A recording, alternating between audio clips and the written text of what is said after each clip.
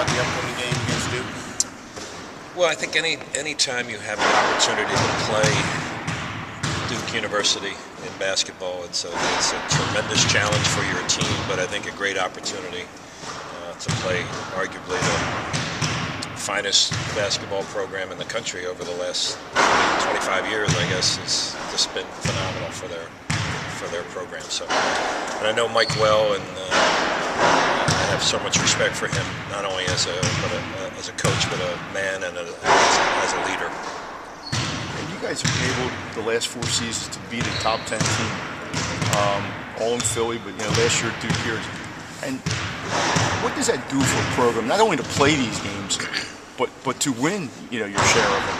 Well, I think it's been great for our community, our Temple basketball community, the university community as well. So, and I think for these guys, I think it gives them a jolt of confidence that we all need, and that we can play at the highest level.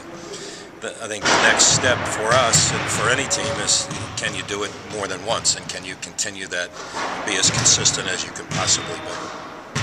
With the success that teams had early this year, already with 3, I think, top 5, 10 wins under their belts, does that factor into it at all, or is it just looking at it the same way? Yeah, I mean, I'm not surprised by it.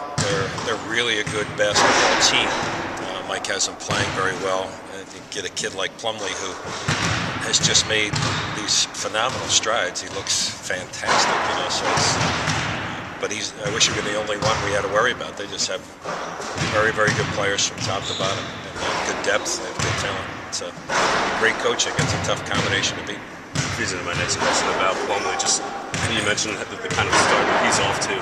You look at that as far as matchups and dealing with him. Obviously, that's going to be a load.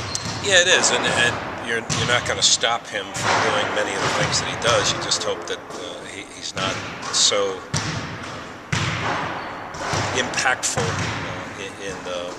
down inside for the game. That's what you want. You just want to limit what the damage is that he does. So, again, if he were the only one you had to worry about, you could pack him in. And they have terrific shooting, and they got really good basketball players. So that's a worry. And they probably don't remember what happened last year, I guess.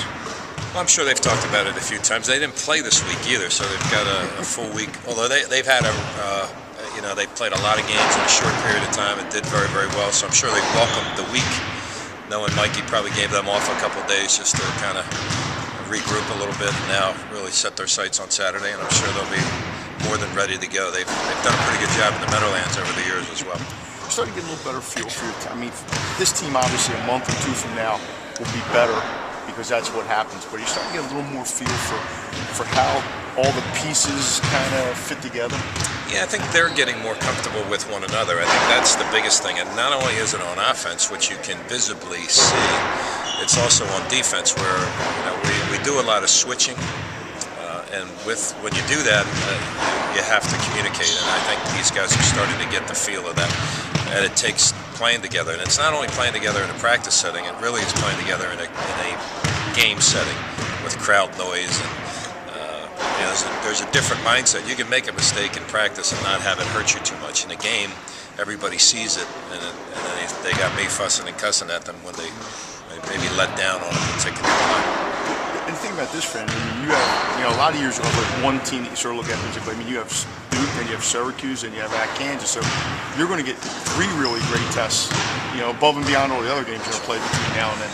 Yeah, we are, and yet I will tell you that last night was a tremendous test for us. And what are we going to do when we go on the road in a Big 5 atmosphere against a program that is really a good program? And we met the challenge not so much in the first half, but in the second half we figured out what we had to do. But it was a real good win for us, and we need to keep growing as a team, and that's what you want. At this point, you want to grow as a team each and every game, and each and every day in practice as well. We'll watch a little bit of Villanova's film last night, and then we'll watch 8 or 10 minutes of it, just some highlight plays, mostly bad, some good, just to keep our heads right. But we'll watch a lot of film on Duke over the next couple of days. But one of the things about playing Duke, these kids, they understand it. They understand how good they are. They've watched them. They've watched 4 or 5 games already on TV, so they know the task.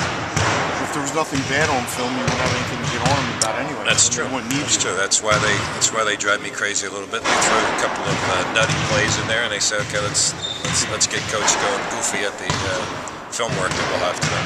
It's almost like the perfect game to come after a big win against a city rival. No letdown here, obviously. The guys are still going to be really jazzed up to play the next one. Well, I appreciate that, and I think that's how some fans look at it. I can assure you that coaches don't think that way. As soon as the game was over last night, you're grateful for the win and you're relieved of your success, or for your success.